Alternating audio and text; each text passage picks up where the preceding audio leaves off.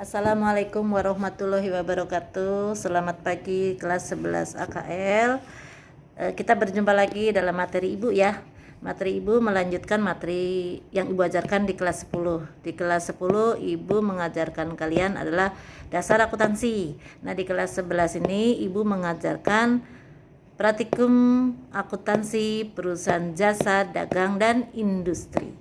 Nah, kalau yang di kelas 11 Ibu akan fokus di materi perusahaan dagang. Nanti kalau di kelas 12 fokusnya di perusahaan industri. Kalau di kelas 10 fokusnya di perusahaan jasa. Nah, pada materi ini ada beberapa yang akan Ibu terangkan di kalian. Mudah-mudahan kalian tetap menyimpan video ini sehingga kalian bisa jelas apa yang Ibu terangkan ya. Nah, sebelum Ibu menerangkan lebih jauh, Ibu akan bertanya kepada kalian atau mungkin kalian berpikir, apa itu perusahaan dagang?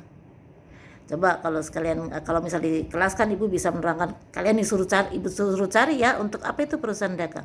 Tapi pada kalian melihat video Ibu, maka Ibu akan jelaskan langsung. Perusahaan dagang adalah perusahaan yang membeli barang yang sudah jadi tanpa diproses kembali, kemudian dijual kembali kepada para nasabahnya atau para pelanggannya.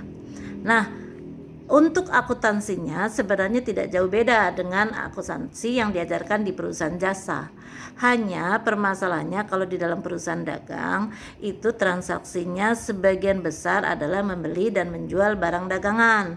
Nah, fokus yang lain-lainnya seperti membayar biaya dan lain sebagainya itu sama dengan kelas 10. Yang beda yang akan Ibu terangkan hanya pembelian dan penjualan barang dagangan. Jelas ya. Nah, barang dagangan itu apa? Contohnya seperti ini. Kalian misal nih, Ibu sebutkan aja nih barang dagangan nih. Spidol nih barang dagangan. Ini tanpa diproses kembali, namanya barang dagangan. Spidol. Terus nih seperti ini charger. Ini juga barang dagangan ini, ya. Terus nih di tempat Ibu nih. Ini botol ini barang dagangan tanpa diproses kembali. Kalian bisa mendapatkan di supermarket nih ya.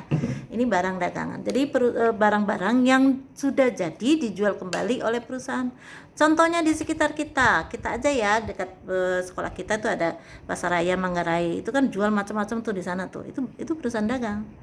Kalau kamu pergi ke pasar rumput kan banyak orang jualan macam-macam itu ya. Itu namanya perusahaan dagang.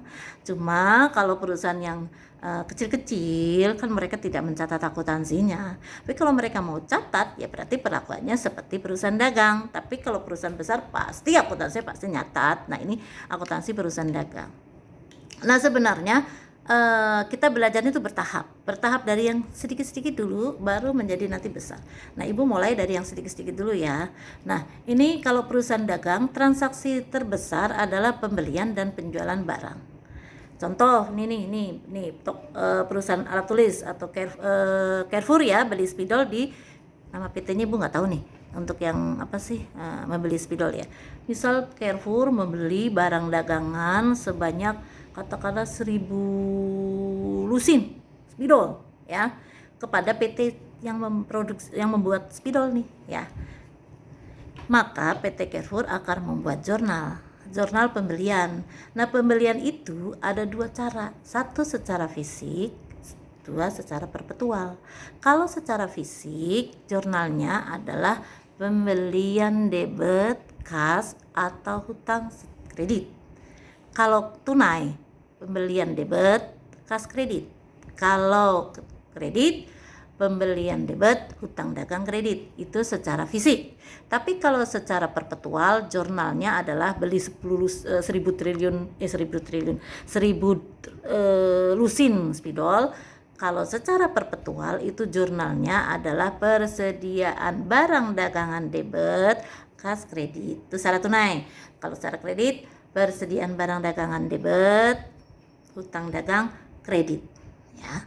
Nah, pada saat pembelian kadang-kadang ada barang tertentu yang tidak sesuai dengan pesanan kita. Kita misal kerjanya di PT Carrefour ya, tidak sesuai pesanan. Misal kita pesannya 1000 lusin, itu pesannya warna hitam. Tapi ada yang dikirim oleh PT Spidol ini nih, dikirim ke kita ada katakanlah 100 lusin warnanya biru, kan tidak sesuai pesanan. Atau barangnya rusak, misalnya nggak ada tutupnya seperti ini, kan rusak, tidak ada tidak sesuai pesanan, itu boleh dikembalikan oleh kita sebagai PT Carrefour, dipulangkan kepada PT Spidol ya, dipulangkan. Itu namanya retur. Retur jurnalnya kalau kita mulangin 100 lusin kepada PT Spidol, jurnalnya adalah hutang dagang debit, retur pembelian kredit, itu ya. Terus berikutnya, kalau seandainya kita membeli 1000 lusin itu transaksinya tanggal 1, terus ada syaratnya misal 2/10 N/30. Artinya apa itu, Bu? Nah, artinya ya, arti dari 2/10 N/30 adalah perusahaan akan mendapat potongan 2%, itu 2/10, kalau melunasi dalam jangka waktu kurang dari 10 hari. Misal kok tadi transaksinya kan dibilang tanggal 1 Juli. Kalau transaksinya tanggal 1 Juli pada saat beli nih, terus kalian melunasi ke PT Spidol, itu melunasi dari tanggal 1 sampai tanggal 10, maka kalian akan mendapat potongan ya. Potongannya bagaimana? Jurnalnya potongannya adalah 2/10 N/30. Tadi Bu arti daripada 2/10 akan mendapat potongan 2% apabila melunasi dalam jangka waktu 10 hari. Batas pelunasan N/30, maksudnya batas pelunasan adalah 30 hari dari tanggal transaksinya tanggal 1, berarti terakhir melunasi adalah tanggal 30 Juli ya. Nah, kalau kita melunasi tanggal 5 Juli, apa ya jurnal kita yang akan kita buat? Maka jurnal kita adalah hutang dagang debit, potongan pembelian kredit, kas kredit. Hutang dagangnya berapa? Ya tadi 1000 lusin kalikan harganya berapa? Potongannya 2% kali yang diretur berapa? Kalau yang diretur katakanlah bukan maksud bukan diretur, dapat potongan ya. Bukan diretur, dipotongan. Kalau yang di ini kan berapa? Jadi kalau 2% kali 1000. Oke. Nah, kasnya tinggal dikurangkan. Oke, jelas ya. Itu kalau pembelian. Nah, kalau penjualan kita akan menjual barang dagangan ke perusahaan, misal kita PT Carrefour nih, jual kepada orang lain, gitu ya. Biasanya kalau Carrefour nggak bisa secara kredit, tapi kalau perusahaan-perusahaan yang lain bisa. Nih, anggaplah Carrefour bisa jual secara kredit.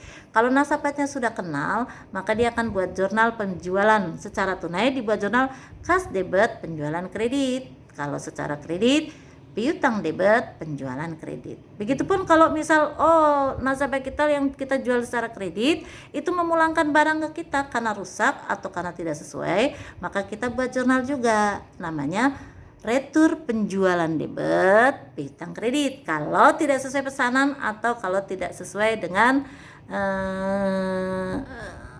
jumlahnya gitu ya. Intinya begitu, tidak sesuai dengan pesanan yang kita miliki. Terus seandainya kita menjual kepada orang lain mengembalikannya atau membayar ke kita kurang daripada 10 hari tadi dengan syarat yang tadi ya 2/10 N/30, maka perusahaan tadi mendapat potongan. Maka jurnalnya adalah, ingat, kita menerima uang kas debit, potongan penjualan debit, piutang kredit ya. Tapi kalau tidak mendapat potongan Bu, misal melunasinya atau kita menerima pelunasannya itu kurang daripada lebih daripada 10 hari, maka jurnalnya biasa kas debit piutang kredit. Jelas ya. Nah, tugas kalian hanya mencatat jurnal yang tadi Ibu terangkan. Terus diapalin, jangan sampai lupa nih. Nanti kalau kita ada materi-materi begitu, kalian sudah bisa. Jadi kalau kalian tetap nggak mau ngapalin, ada beberapa jurnal yang di luar yang biasa Ibu terangkan. Ini kan jurnal baru nih buat kalian ya. Dicatat, terus dikirim ke email Ibu. Itu saja materi Ibu, sedikit kan. Terima kasih. Assalamualaikum warahmatullahi wabarakatuh.